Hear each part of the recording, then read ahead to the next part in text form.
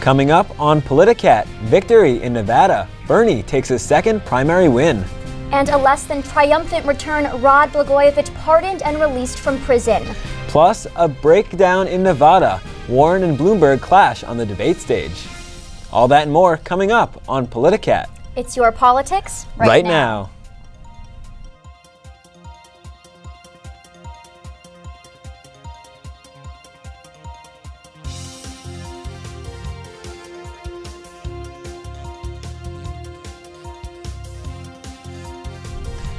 Good evening and welcome to Politicat. I'm Andrew Rowan. And I'm Alexa McHale.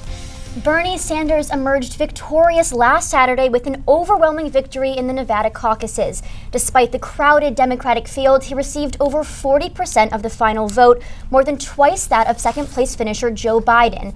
After winning Nevada, Sanders became the first candidate from either party to ever win the popular vote in each of the first three states.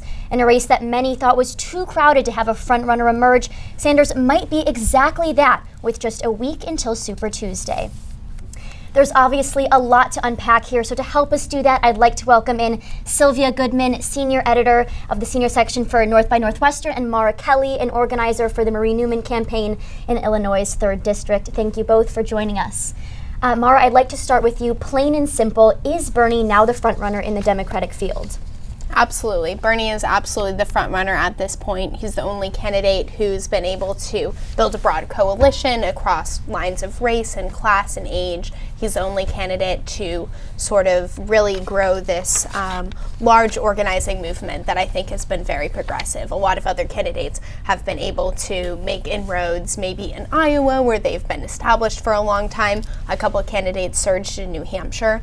But at the end of the day, Bernie Sanders is clearly the only candidate with a large base that extends beyond those early states throughout the country, and the only candidate with a lot of momentum going forward into Super Tuesday. And Sylvia, what is your take on this? Is Bernie Sanders the front runner right now in the Democratic race? I mean, I think it's pretty clear that, yeah, he is the front runner. I don't see that changing anytime soon, frankly. I don't see any of the other candidates, like Mara was saying, building that strong coalition, being able to move ahead in a meaningful way. Mostly right now, it just seems to be polluting the political field a little bit. I think we often see this, especially early on in the primaries, that it's mostly people going out to the polls are going to be the more progressive, more feels more strongly about their political candidate, like people often feel about Sanders. And I think we're seeing that right now, and it looks like it's going to continue for the rest of the primary season. Mm-hmm. Now, the South Carolina primary will take place on Saturday, just before Super Tuesday, in a state that many experts thought was a lock for Joe Biden to win.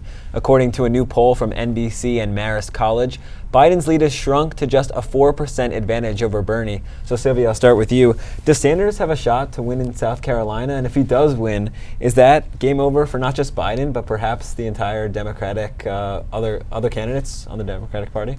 I do think there's a chance that Sanders wins. I didn't necessarily think that he had a chance to win as much as he did in the other states, and he completely outstripped all the other candidates.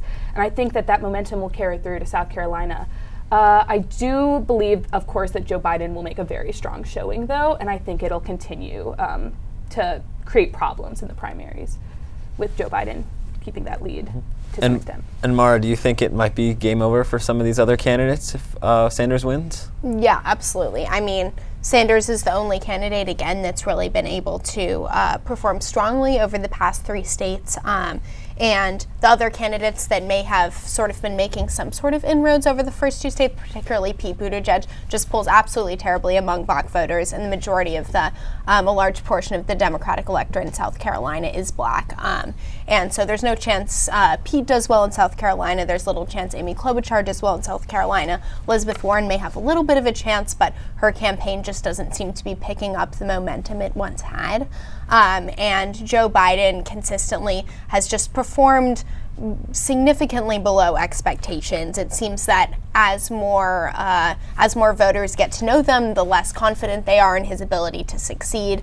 And so I have pretty little confidence in his ability to kind of build his momentum, build his support. The more people actually start tuning into the race, it seems like generally the opposite has been happening for him.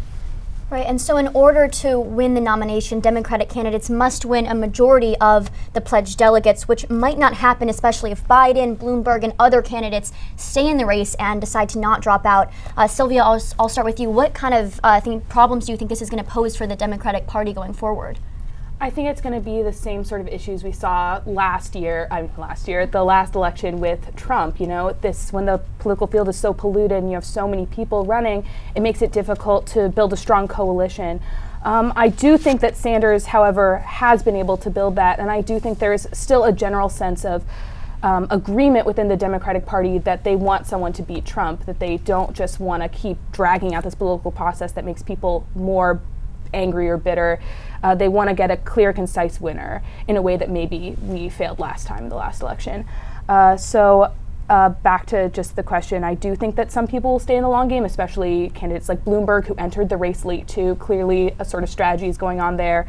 But I do think that towards the end, we'll see more of a consensus that we need a strong candidate to put up against the Republicans. Yeah, and Mara, thinking about what Sylvia said about a clear and concise winner, do you think the Democratic Party is really going to pull through with that? Or are people going to not drop out and it's going to just kind of be confusing towards the end? Yeah, I mean, I think the idea of a contested convention is very, very likely. I think the most likely scenario right now is that no candidate has a majority of delegates going into the convention, which obviously is going to create some issues. It's going to, cause some animosity. But at the end of the day, I think what it's looking like is that Senator Sanders is going to emerge with a pretty clear plurality and a pretty commanding plurality. And if the Democratic Party decided to, go through this process and the superdelegates started voting for people other than Sanders in the interest of having a moderate, I think that would be a really devastating choice for the Democratic Party to make, and really be a divisive choice for them. At the end of the day, if Senator Sanders has really clear plurality, like it's looking like he has, I think the right strategic choice for the Democratic Party would be to rally behind him and support him, because clearly he's been getting the most support among the Democratic electorate as a whole. Mm-hmm. Mara, I'll send that same question to you. Do you think some campaigns have a long game, sort of thinking ahead that no one might get a majority of delegates? Definitely. Again, like I said, I think Bloomberg has definitely been thinking that this entire time. And I also think to an extent Warren is feeling that way. She's still clearly going steam ahead with her campaign, despite it looking like she's lagging a lot in polls and in these past few elections. But I do think, again, like I said, that the Democratic Party, the smart choice, like Mara was saying, is to rally behind one candidate. And I think that's what we'll end up seeing. I do think that.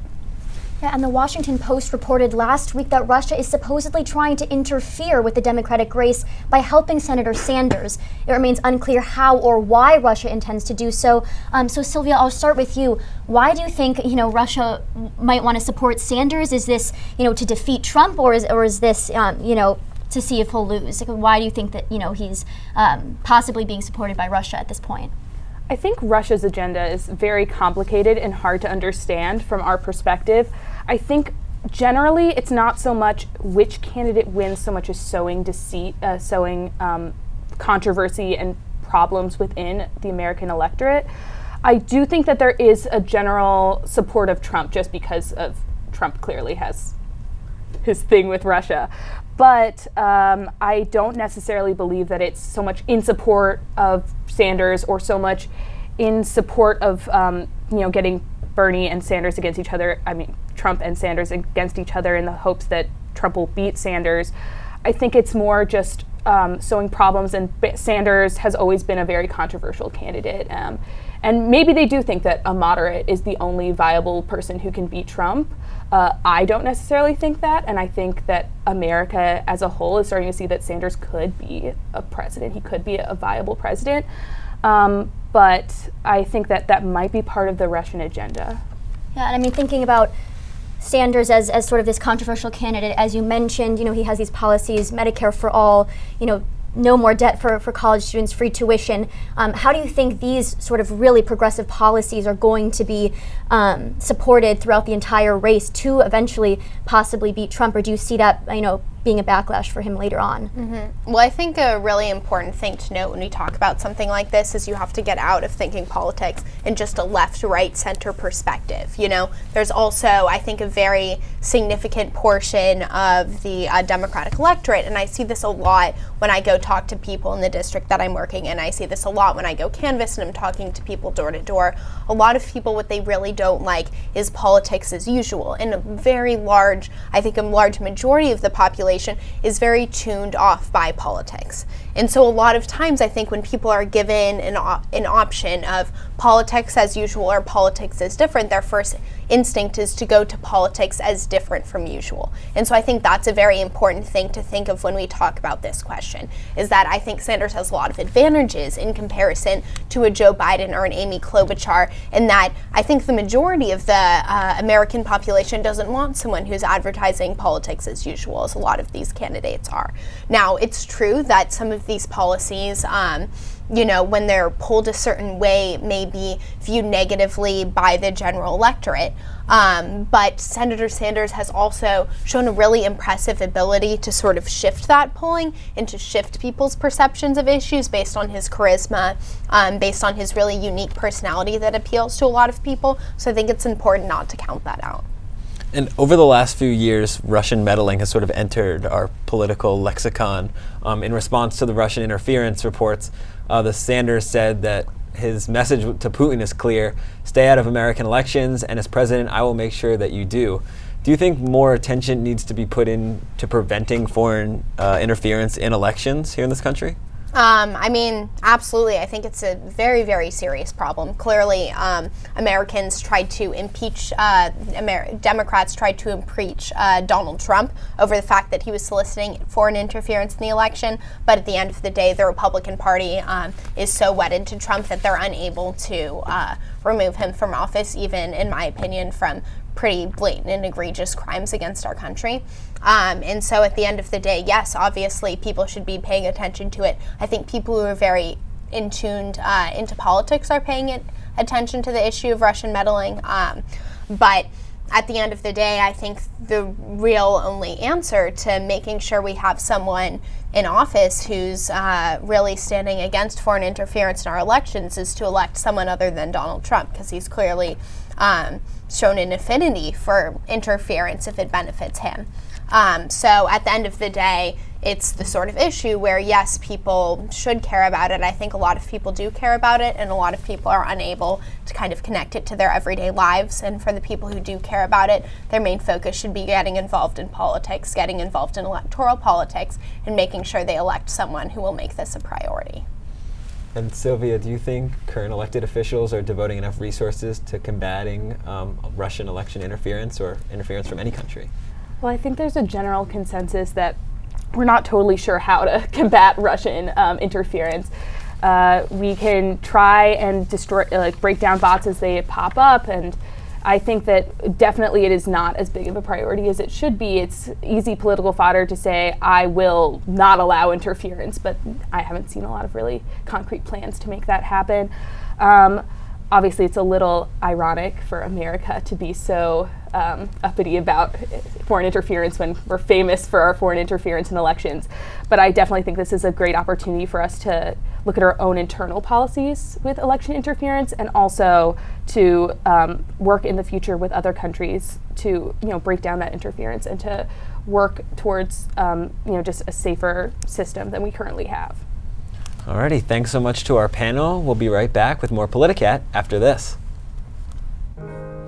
At Northwestern, we're wildcats in every way.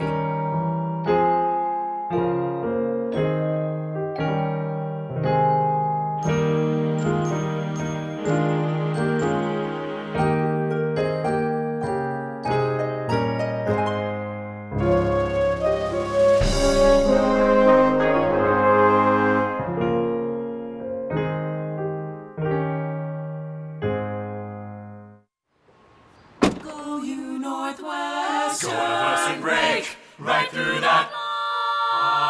With our colors flying, we will cheer you all to go. Go you Northwestern, fight for they draw sweet victory, spread for the fame of our fair name, and go Northwestern, win that game. Go Cats! Last week, Elizabeth Warren's campaign opened a new field office in Evanston, and despite underwhelming finishes in Iowa and New Hampshire, her supporters say they're still energized ahead of the Illinois primary on March 17th. Welcome, believers. It was standing room only at the opening of Democratic presidential candidate Elizabeth Warren's Evanston field office. So, we are an activist community, a progressive community, just right for Elizabeth Warren. Volunteers and supporters came to show their support for the Massachusetts senator. I'm amazed to see just how engaged this community is with each other. Some, quite literally, sang her praises. Get the money men out of Congress, 'cause they've been doing bad business there. Even though Warren came in fourth in New Hampshire last week, getting 9.2% of the vote, supporters say they're not worried as the primary heads to Nevada. She's looking for the systematic change. She knows it's needed. I'm convinced. Volunteers here tonight say that the real impact on this campaign won't come from social media, but it'll come from conversations person to person in neighborhoods around offices just like this one. Having a visual presence in a neighborhood gets people to think, it gets people to pay attention. And as Super Tuesday approaches, the campaign didn't waste any time calling for change. My name's Ben. I'm a volunteer with the Elizabeth Warren Campaign for President. Am I speaking with Barry? We've got 3 people going to the polls. Somebody's already voted for Warren. Nothing but slam dunks over here. And while other Democratic candidates don't have a physical office next to campus, that's not keeping students from organizing on social media and in person. Right now, we're canvassing, we're phone banking, and we're text banking throughout our various members. NU College Dem's PR director Adam Downing says the new office gives students a chance to get politically active. You can all of a sudden walk down there, you can see other Northwestern students inside of this space, make a real personal connection, and immediately take action. Former State Senator Daniel Biss says that's what this office wants to take advantage of ahead of next month's Illinois primary. This is just a tool to harness that energy, and I think that's, again, going to really pay dividends on March 17th. Volunteers say they'll still be here long after the packed crowd from tonight's opening ceremony is gone, building support for Warren, person to person. Andrew Rowan, Northwestern News Network. Staying in the Chicago area, former Illinois Governor Rod Blagojevich had his 14-year sentence for corruption charges commuted by President Trump last week. Blagojevich had served nearly 8 of the 14 years, but the commutation does not erase his conviction. He was removed from office in 2009 after soliciting bribes for Barack Obama's vacant Senate seat following Obama's presidential election win in 2008. So first, the president said he commuted the sentence because he thought it was, quote, ridiculous, tweeting it was a, quote, Comey and gang deal.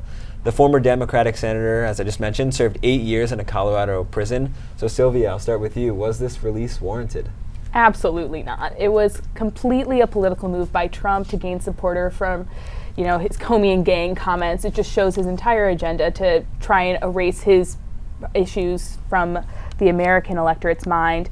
I think if anyone really reviewed the details of Rod Blagojevich's case, you would tell he clearly was he had fraudulent activities. He is clearly committed the crimes that he was accused of, and anyone who says different, I just think all the evidence points to it. Would you agree? Was this release warranted?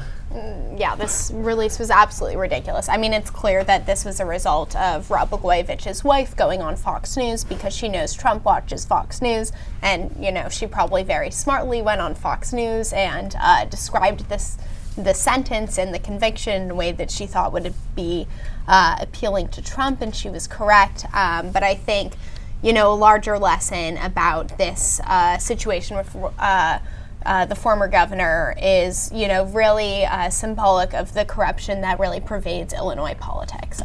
Working in Illinois politics and working in an area that's really surrounded a lot of the corruption, a lot of the recent FBI raids, a lot of the recent sort of FBI search warrants, and a couple of the convictions have occurred in the district that I'm currently working in. And so sort of the center of the power of the Chicago machine, Mike Madigan, is really concentrated in the area that I'm working in. And it's really clear that ethics reform, and there's a lot of things that really need to be changed in the way Illinois politics works. It's a very pay-to-play system. It's a system in which elected officials can really abuse their government positions in order to gain financial power. This is one example of that, and it's something that's continued since. Mm-hmm. And since Blagojevich has been out, he has been advocating for criminal justice reform despite largely ignoring nearly 3,000 clemency petitions during his time as governor. Mara, I'll start with you this time. Do you, think he can really make meaningful change for the criminal justice system as he is talking about, or is this a little bit hypocritical in your opinion? It's very hypocritical. Rod Blagojevich never presented himself as a criminal justice reformer when he was in governor. It only seems that he's done so after he found himself on the beneficial end of, the pardon power, which some might see as a form of criminal justice reform, but also has the potential to be abused, as I believe it's being abused during Trump. But yeah, I don't buy any of the stuff Rod Blagojevich is doing. He's clearly sort of relishing in his newfound freedom and is trying to build PR in whatever way he can. But my hope is that people don't fall for it. And Sylvia, do you think Blagojevich, as he says, is really going to make a positive impact for criminal justice reform? I heard on an interview the other day, he's been all over the news, as you guys I'm sure have seen, and having a platform is the best way to get that news coverage. He was saying, well, I may have made mistakes back then. I didn't do anything wrong, obviously, but I may have made mistakes, but I've changed since I was part of the criminal justice system. In my opinion, the criminal justice system did not fail us in the case of Rod Blagojevich, so I do think it is extremely hypocritical to compare his case with the thousands and thousands of people who are wrongly convicted and have ridiculous sentences and things like that. I think it's offensive that he would compare his situation. So no, I don't think he's sincere in wanting to make change. Obviously, he's correct. There is issues with our criminal justice system. I don't mind saying it, and I just don't think it failed us in his case. That's a perfect segue in sort of these media blitz that he's been doing. In an interview with Anderson Cooper, he said, quote, "I didn't know how corrupt the criminal justice system was until they did it to me." So is that rational fair? What do you make of that? No, it's not fair. I make of it a man trying to make his commutation make sense in the minds of people who maybe don't know the details of his case. Because we do know that the criminal justice system is broken in many ways, so he's trying to slip himself into one of those cracks of the criminal justice system. It's just false. I don't know what else to say about it. It's clearly PR. And Mara, do you agree? Yeah, I mean, it's one thing for someone to claim ignorance when they're an average citizen. It's another thing for someone to claim that they don't know how the criminal justice system works when they were the governor of one of the largest states in this country.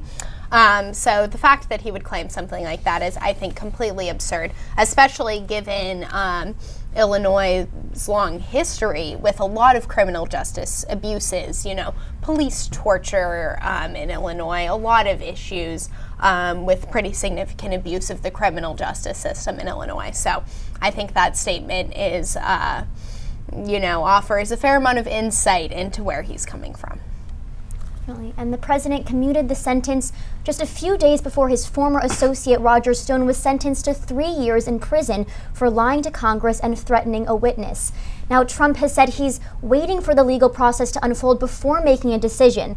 But Sylvia, I'll start with you. Do you think the Blagojevich commutation may set the stage for Stone's clemency? I think so. I think we can see very similar, parallels between the two cases. I wouldn't say it's a sure thing, but I do think that there's a chance that Trump will extend his commutation power, his pardoning power to Stone. And I think that especially when we'll see the exact same thing happen again if he were to commute Stone's sentence. We'd see the same exact PR moves, the same exact reform the criminal justice system, or just the same rhetoric that Trump's been spewing this entire time. Yeah, and Mara, do you think that this sets the stage for Stone's clemency?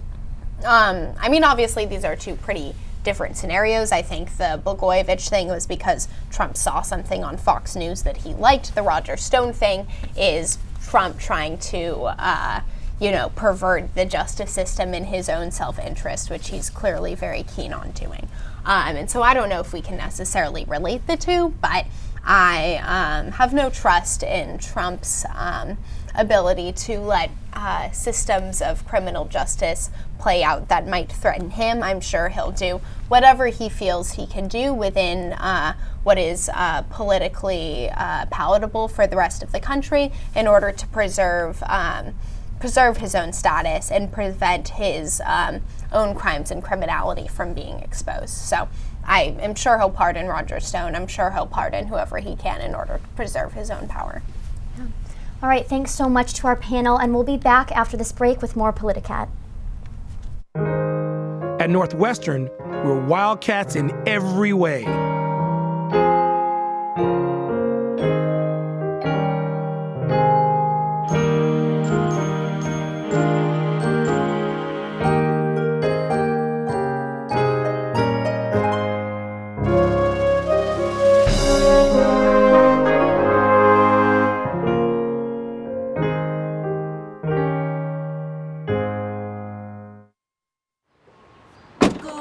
Northwestern, break right through that.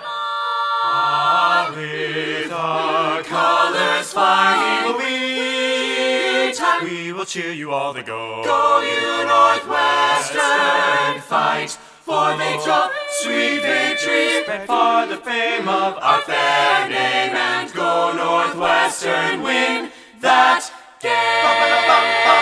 Go Cats!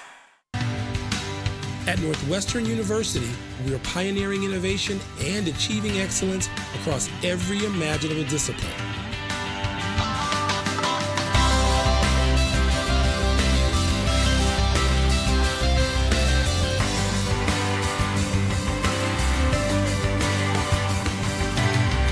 At Northwestern University, the possibilities are endless. Welcome back to Politicat. Zach Miller is back this week for an update on both the Bloomberg and Warren campaigns. Zach? Thanks, Alexa. Last week on Money Minute, we took a look at Michael Bloomberg, whose self-funded presidential campaign spent $400 million on advertisements in just 3 months. But last Wednesday at the Democratic debate, Bloomberg encountered a striking resistance from the other candidates. Former Vice President Joe Biden criticized him for opposing Obamacare. Mayor Pete Buttigieg said he was a billionaire who thinks that money ought to be the root of all power. And Vermont Senator Bernie Sanders suggested that Bloomberg's vast wealth was an example of a failed tax system. But the most aggressive attacks came from Massachusetts Senator Elizabeth Warren, who called Bloomberg an arrogant billionaire. She challenged him to release his current and former employees from any non-disclosure agreements they may have signed regarding the candidate's alleged inappropriate behavior. Bloomberg refused to make this commitment on stage, but later said his company would waive some NDAs as requested. On the debate stage, Warren was a force to be reckoned with. She went after her opponent's health care plans and experience and managed to stay on the offensive for most of the night. Within the first 30 minutes, Warren has raised $425,000 in individual contributions. 24 hours later, she had raised $5 million. A CBS YouGov poll conducted after the debate showed Warren in second place nationally, with 19% of respondents saying she was their first choice, 9 points behind Sanders and 2 points ahead of Biden. This surge in fundraising and media attention is a much-needed boost for the Warren campaign, which entered 2020 with disappointing financial reports and facing questions about the candidate's electability. At the end of January, Warren's campaign had $2.3 million on hand, the least of any of the top 7 Democrats running in the crowded primary. This debate helped turn that around. February has already become Warren's most successful month yet, raising $21 million, roughly half of it in the past week. Warren was unable to immediately capitalize on any debate momentum, finishing 4th in Nevada. But some are hopeful about her chances on Super Tuesday, which is just a week away. 34% of the pledged delegates will be decided by 14 states on March 3rd. We will be watching closely to see if Warren is able to capitalize on this newfound momentum or if her surge was too little, too late. For Money Minute, I'm Zach Miller. Thanks, Zach. Elizabeth Warren is on the debate stage with Bloomberg again tonight in South Carolina, where she'll look to gain even more momentum ahead of the primary this weekend, especially because the latest NBC News Marist poll still had the Massachusetts senator in 4th place, behind Joe Biden, Bernie Sanders, and Tom Steyer. To discuss this more, we'd like to welcome back in our panel. Mara, why didn't Warren get a bump in the Nevada caucus given her debate performance? Well, I think one big issue with Warren's performance in Nevada is that the debate sort of came pretty late, both after a lot of national news narratives had established the way the race was going, and also Nevada had a significant amount of early voting. So a lot of people in Nevada voted before that debate performance, where Warren really dominated, and I think really she really showed a lot of what caused so many people to support her, especially earlier this year. So I think if Warren had had a debate performance like that, possibly in the New Hampshire debate, I think that would have made a big difference. But at this point, we're just going to have to wait and see. She's raised a lot more money, which will allow her to maintain the really strong organizing situation she's built up, which I think is one of the strengths of her campaign. But I'm not super confident in her ability to really deliver beyond that. It might just be a little bit too late. Do you think, in terms of South Carolina, that this momentum will carry on there, or what are your thoughts on that? I mean, even with the great debate performance, she still didn't do great in Nevada. Her polls in South Carolina have never been outstanding. They haven't been awful like some of the candidates, but they haven't been outstanding. So obviously we'll see what happens in the debate tonight. But it might sort of be the thing where a lot of people are paying attention to the race, really focusing on who's done well in the past contest and voting based on those candidates. And Warren, after her 3rd place finish in Iowa, which was strong and was above what the polls have said, hasn't really performed well in the 2 states since. Yeah, and Sylvia, do you think it's a little too late, for Warren to gain that momentum given her debate performance? I do think that. I think her debate performance was excellent. I think it did, like Mara said, showed a lot of people who were already Warren supporters why they were supporting her. She's always been a strong, aggressive force in the political sphere, and I think a lot of her supporters appreciate that about her. Unfortunately, though, I do agree, often in these sorts of primaries, it depends on who starts strong, who finishes strong. And I think Warren has already, unfortunately, it looks like she will stay middle of the pack from now on. I don't see that changing. And Sylvia, sticking with the debate, last week Mike Bloomberg got attacked pretty hard by all the other candidates up there on the stage. Do you think that caused a lot of harm to his campaign? And since he's self-funding, will he just keep going? I don't see him stopping anytime soon. He is getting destroyed on the debate stage. I think he'll keep getting destroyed on the debate stage. That's never been his strong suit, and I think his political record speaks for itself. I do think he'll keep getting this amount of polling that he has been, and he will just self-sustain indefinitely, as far as I'm concerned. But I don't see him as a viable threat for the candidacy. And Mara, similar question, since he's still self-funding his campaign, regardless of his primary finishes, when he actually gets on the ballot, how long do you think he'll stay in this for, depending on what the results are? I mean, Mike Bloomberg represents a really sort of interesting phenomenon that we've never seen before in politics, right? Where someone is able just to, pour loads and loads and loads and loads of money into something really sort of regardless of what their public perception is, right? And for people who aren't paying attention to the race, for people who aren't watching the debates, who aren't reading up about the candidates' platforms on the internet, they're probably going to see a lot more Mike Bloomberg ads than they're seeing ads about any of the other candidates. So I think he's definitely going to maintain some sort of base of support. It's just a matter of whether or not the degree to which voters really look up his record. Because other than former Republicans who are voting Democrat, I doubt a lot of people who consider themselves strong Democrats will really support him when they look at a lot of the policies he's done. Stop and frisk was abhorrent. He, barely endorsed Obama in 2012 amid a lot of criticism, and then went behind closed doors at a, Goldman Sachs fundraiser or something like that, saying he really thought Mitt Romney would have been better anyways. I mean, these are not positions that the Democratic electorate agrees with it. So it's just a matter of sort of will this, political experiment playing out in real time of absurd amounts of money versus a candidate's actual cohesion with the Democratic electorate. How do those two things balance out? And I think we just have to wait and see. Thank you both so much for your analysis. We're going to transition now to play 2 rounds of our game Headlines. So as always, we're going to read you 3 headlines. 2 of them are true, 1 of them is not, and you'll have to find the lie.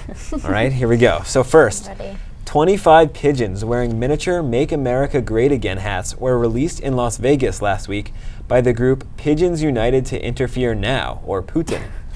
Next, Senate Minority Leader Chuck Schumer admitted on Sunday to spending nearly $9,000 on cheesecake in less than a decade, describing the dessert as his, quote, guilty pleasure. And finally, the Prime Minister of Madagascar announced Monday that the country would be changing its national animal from the ring-tailed lemur because it had become too endangered for people to know what it even is.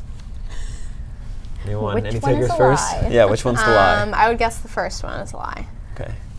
It seems too much to me. It seems like that you guys came up with that acronym and everything. I'm going to go with the second one. The second one, the Chuck Schumer cheesecake. Yes. It's actually the third one, the Prime Minister of Madagascar. None of you. Yeah, Chuck Schumer did say it was his guilty pleasure, and there are photos of these pigeons There are the wearing pigeons. the hats. It's crazy. Okay. Pigeons are real. All right, for round 2. 2 true, 1 lie. Olympic champion Usain Bolt took to Twitter yesterday announcing he was going vegan in order to, quote, do his part for the environment, and implored other athletes with a high-protein diet to do the same. Next, ABC revealed that it is now casting people 65 and older who are looking for love for what many think will be a senior version of The Bachelor, one of my favorite shows. And finally, the president of Switzerland announced Thursday that she was throwing a party for her 60th birthday in May and would invite all Swiss citizens who also turn 60 on that day. All right, Sylvia, Mara, what are we thinking? Which one is the lie? I'm torn between the first and second one, or first and third one, excuse me. But I think I'm going to have to say the first one is a lie, mostly because I think the third one is so great that I don't want it to be a lie. I'm on the exact same page. I also think it's the first one. Well, you guys are correct. Usain Bolt did not go vegan. He needs his protein. But I honestly was confused about the ABC one. I mean, I'm a fan of the show. I hear you're actually a fan of another kind of show, Love Island. Yes. You know, another show looking for love. I'm not proud of it, but it's the truth. But I mean, I guess there's a senior version coming out, and I mean, I'll tune in. So I don't know about anyone else. Yeah, a lot of people are really excited for that. Awesome. All right, thank you to our panel, and we'll be back with a final word for Politicat in just a moment. At Northwestern, we're wildcats in every way.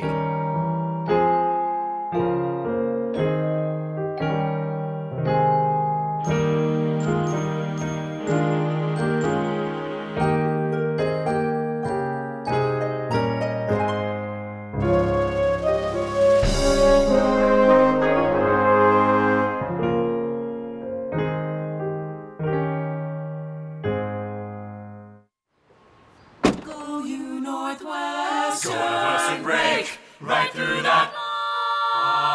With our colors flying, we will cheer you all the go. Go you Northwestern, fight for victory, sweet victory, for the fame of our fair name, and go Northwestern, win that game. Go Cats! For this week's final word, Politicat contributor Alex Harrison is here to talk more about the upcoming election, but not the one you might be thinking about. Alex? Thanks, Andrew. All eyes are currently on the Democratic presidential primary, as South Carolina and Super Tuesday states are poised to determine how the rest of the race will shape up. But out of the spotlight, down-ballot campaigns have been heating up, and challengers to some of Congress's major players could radically change what our government looks like. In San Francisco, Speaker of the House Nancy Pelosi is facing a challenge from the left in Democratic Socialist Shahid Buttar, a local attorney who had previously vied for her seat in 2018. California's unique election system will play a major role in this race.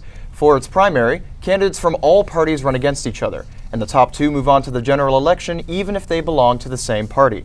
So while Pelosi is effectively guaranteed to win the primary, the race won't be yet over.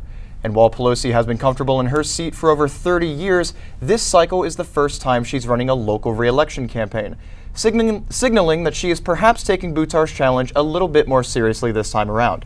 Over in Kentucky, Democrats are searching for a challenger to unseat Senate Majority Leader Mitch McConnell.